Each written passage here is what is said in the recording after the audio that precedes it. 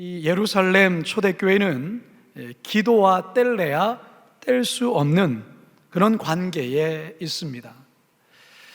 오순절 마가의 다락방에 성령이 임하면서 예루살렘 교회가 처음 탄생할 때도, 그리고 가룟 유다를 대신할 새로운 사도를 선출할 때도 공동체 모두가 함께 합심하며 기도하였습니다.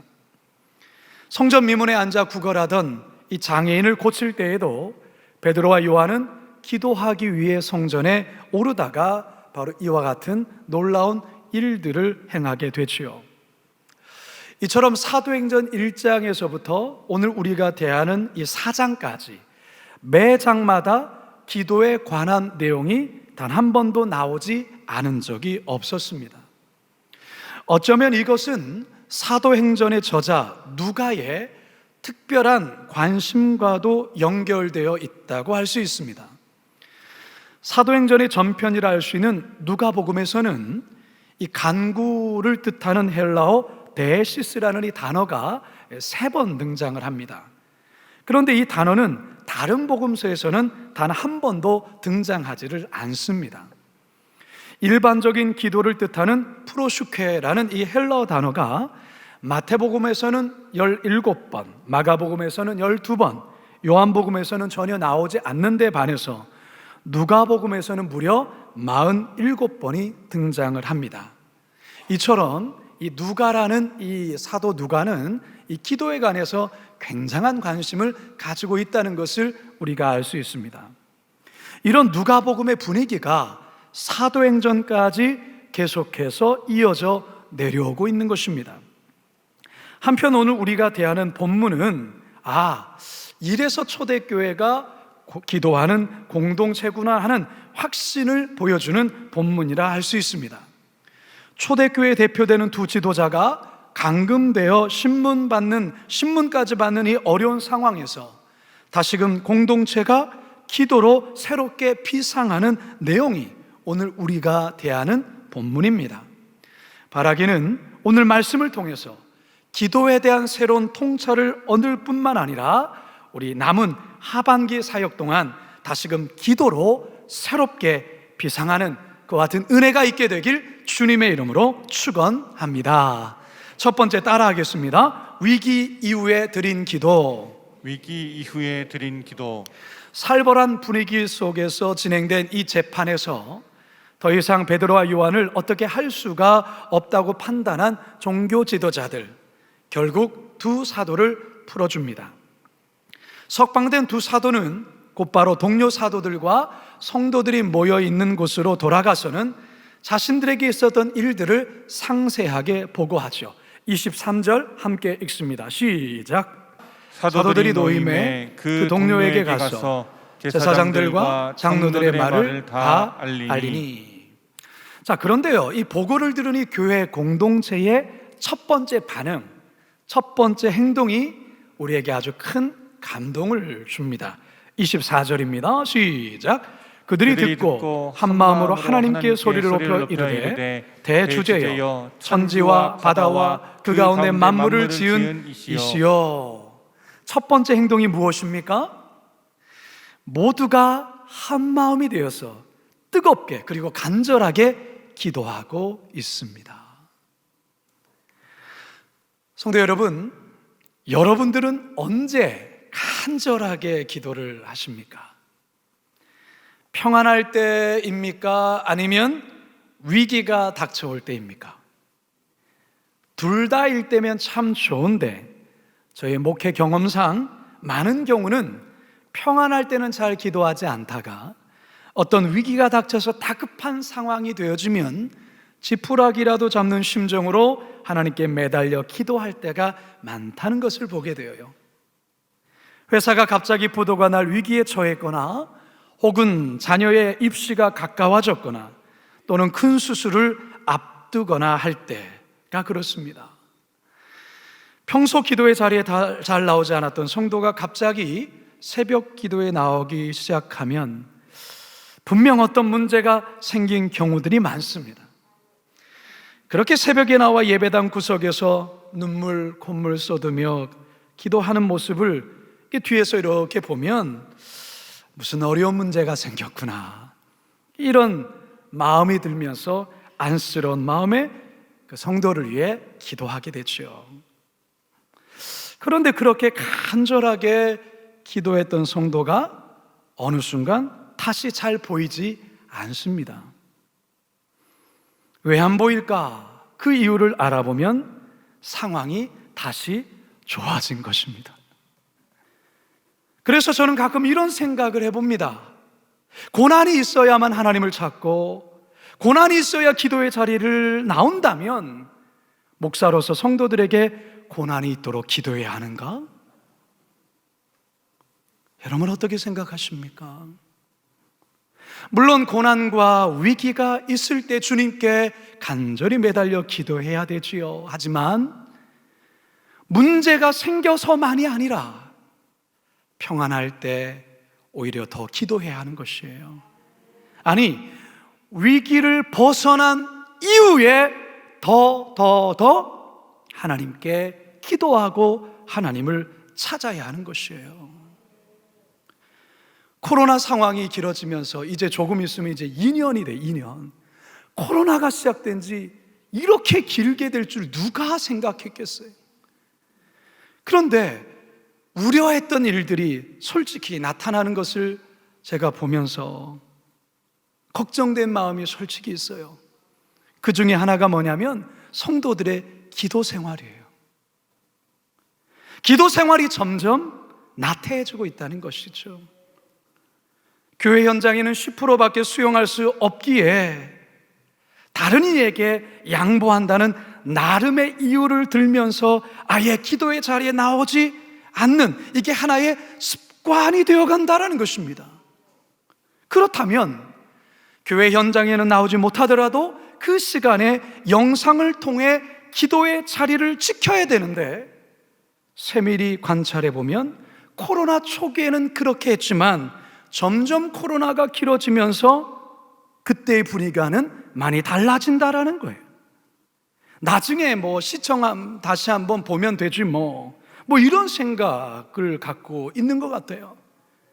주일날 예배 때는 당연히 와야 되는 생각을 모두 갖고 있지만, 이전에는 수요 예배, 금요 기도에 한 번 빠지지 않았는데 주일 예배 이후에는 다른 예배에 대한 개념이 점점 없어지는, 수요 예배나 금요 기도에 대한 인식이 점점 사라지는, 그래도 별 문제를 느끼지 못하는 신앙으로 변화되고 있다는 사실이에요. 여러분 정신 차리셔야 합니다. 혹시 여러분의 신앙생활이 주일 예배로만 이 예배가 처음이자 끝이라고 한다면, 특별히 항존직 분자들이 그러한 신앙생활을 가지고 있다면 여러분 하나님 앞에서 부끄러워하셔야 돼요. 여러분, 교회가 기도하지 아니하면 위기가 찾아옵니다. 어려움이 찾아오기 전에 기도의 자리를 생명처럼 지켜내셔야 합니다. 장로님들, 안수집사님들, 권사님들, 우리 항존직 분자들만 우리 교회는 수천 명이 됩니다. 하나님 앞에 받은 이 귀한 직분에 걸맞는 기도의 삶이 여러분에 있는가 돌아보셔야 합니다. 초대교회가 함께 모여서 합심하여 기도하였던 이 자리, 그것이 여러분에게는 새벽 기도든 새벽이 나에게는 어렵다면 금요 기도회를 통해서든 현장에 나오지 못하다가든 영상을 통해서든 그 시간 가운데에 그 기도의 자리를 생명처럼 지키셔야 합니다. 지금 아무런 위기가 없이 평안하십니까? 그러면 더 기도하셔야 합니다. 어제까지 위기가 있었는데 오늘 이제 막 그 위기를 벗어났습니까? 그렇다면 더 기도하시기 바랍니다.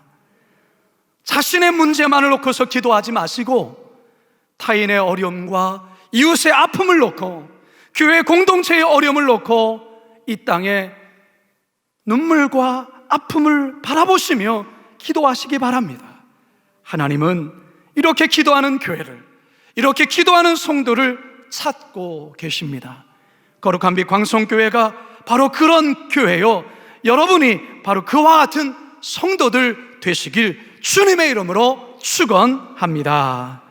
두 번째 따라 하시겠습니다. 주의 뜻을 이루는 기도. 주의 뜻을 이루는 기도. 기도는 사실 기독교에만 있는 것이 아닙니다. 불교나 신두교, 이슬람교, 종교마다 각각의 기도의 행위가 있고 심지어 샤머니즘, 무속신앙에도 기도가 있습니다.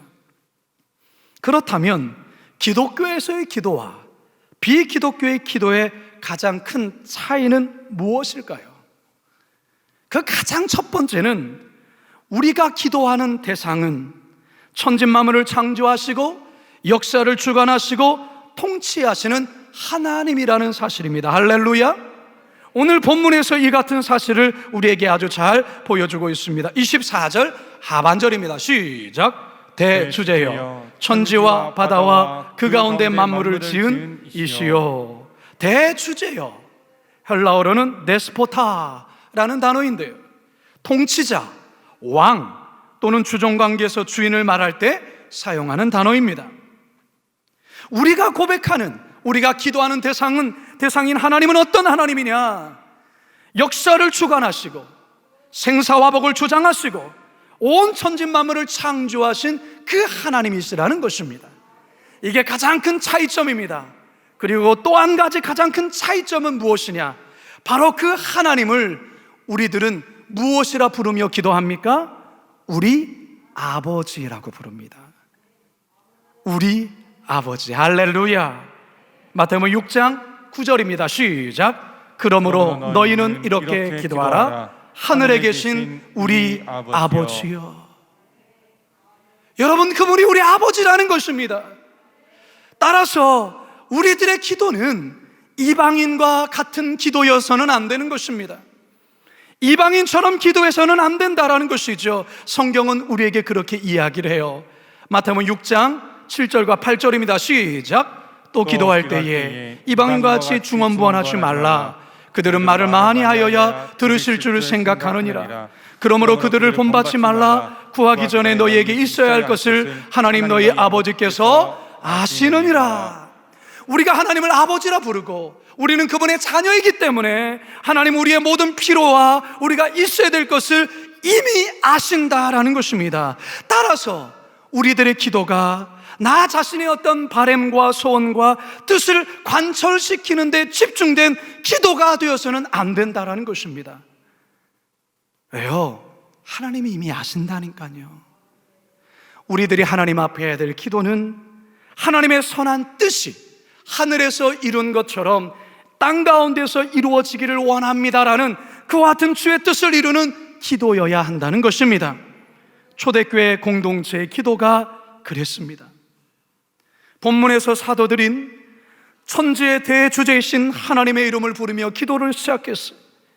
예루살렘 교회를 향해 가해졌던 이 위협행위에 대해서 올려드리면서 그들이 자신을 향한 그와 같은 행위는 자신들을 향한 위협행위이기 이전에 주와 그리스도에 대한 대적 행위라는 것을 밝혀요. 그 근거를 시편 2편 1절에서 2절의 말씀을 인용하며 고백하죠. 그리고 이 고난은 시작에 불과하고 앞으로도 어떠한 고난이 온다 할지라도 그 고난에 굴복하지 아니하고 하나님의 말씀을 담대하게 전하게 해달라고 하나님께 간구합니다. 29절 함께 읽습니다. 시작. 주여 이제도 그들의 위협함을 굽어보시옵고 또 종들로 하여금 담대히 하나님의 말씀을 전하게 하여 주시오며. 하나님의 말씀을 담대히 전함으로 구원받지 못한 백성들, 그들이 주께로 돌아오기를 원합니다 라는 기도를 하고 있는 것이, 그러면서 한 가지 구체적인 것을 요청합니다. 그 요청이 무엇이냐? 30절입니다. 시작. 손을 내밀어 병을 낫게 하시옵고 표적과 기사가 거룩한 종 예수의 이름으로 이루어지게 하옵소서 하더라. 뭘 구하고 있습니까? 병 낫는 기적을 허락해달라는 거예요. 표적과 기사가 나타나게 해달라고 간구하고 있어요. 여러분, 왜 이들이 이런 기도를 할까요? 신령하고 대단한 사역자라는 것을 의시되기 위해서 이걸 구하는 겁니까? 그게 아니면 얼마 전 자신들을 위협했던 그 종교 지도자들에게 본때를 보여주기 위해서 이런 놀라운 능력과 기사를 구하는 것입니까? 아니에요. 그와 같은 표적과 기사를 통하여 내가 신령하고 탁월한 능력의 사역자라는 것을 드러내는 것이 아니라 영적 전쟁 가운데서 승리하며 세상 가운데 주의 뜻을 온전히 이루기 위하여 이와 같은 기사와 표적과 병낫는 은사를 구하고 있는 것입니다. 여러분, 우리의 기도가 자기 자신에게만 집중된 기도라면 샤머니즘 신앙에서 하는 기도와 무슨 차이가 있습니까? 부르는 대상만 다를 뿐이지요. 따라서 우리의 기도는 그런 수준을 뛰어넘어야 합니다. 나를 넘어서 우리의 기도가 이웃을 향한 기도가 되어야 돼요. 우리 교회만이 아닌 우리 교회를 넘어서 이웃의 힘들고 고통 가운데 있는 교회를 향한 기도요, 세상과 열방을 향한 기도여야 하는 것입니다. 주님의 뜻을 이루는 그런 기도여야 하는 것이죠. 따라서 이런 주의 뜻을 이루기 위해 물질이 필요한 것이죠. 이와 같은 주의 뜻을 이루기 위해서 때로는 권력이 필요한 것이죠. 이런 주의 뜻을 이루기 위해서 지혜가 필요하기에 우리는 주님께 그것을 구하는 것입니다.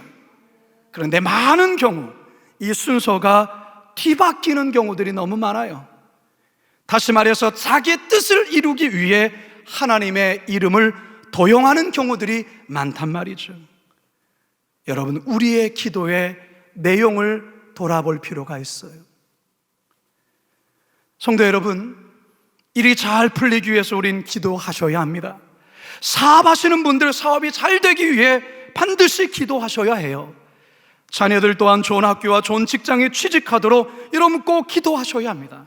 남편의 승진을 위해서도 기도해야 됩니다. 단 그 이유가 자기 자신의 유익만이 아니라 주님의 선한 뜻을 이루기 위한 이유가 되어야 될 줄로 믿습니다. 바라기는 우리의 기도가 나 자신을 넘어서 그의 나라와 그의 의를 먼저 구하심으로 주의 뜻을 이루는, 그래서 기도의 날개로 다시금 비상하는 성도들 되시길 주님의 이름으로 축원합니다. 세 번째 한번 따라 하시겠습니다. 행동으로 이어지는 기도. 행동으로 이어지는 기도. 오늘 이 본문의 하이라이트는 바로 기도 후에 나타난 아주 놀라운 신비한 그런 역사에 있습니다. 31절 함께 읽습니다. 시작. 빌기를 다하매 모인 곳이 진동하더니 무리가 다 성령이 충만하여 담대히 하나님의 말씀을 전하니라.